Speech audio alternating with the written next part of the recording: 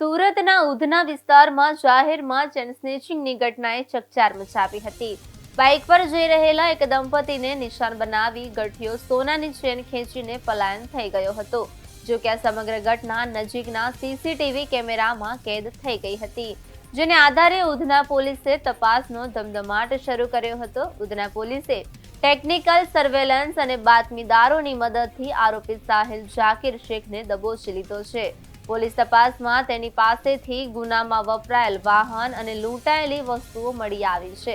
સોનાની chain, moped ગાડી, કુલ મુદ્દામાલ અંદાજે 2.5 લાખ. આરોપીની ધરપકડ બાદ તેની પૂછપરછમાં ચોંકાવનારા ખુલાસા થયા છે. સાહિલ શેખ કોઈ નવો નિશાળ્યો નથી, પરંતુ સુરત શહેરના અલગ અલગ પોલીસ સ્ટેશનોમાં તેની વિરુદ્ધ અગાઉ 10થી વધુ ગુનાઓ નોંધાઈ ચૂક્યા છે.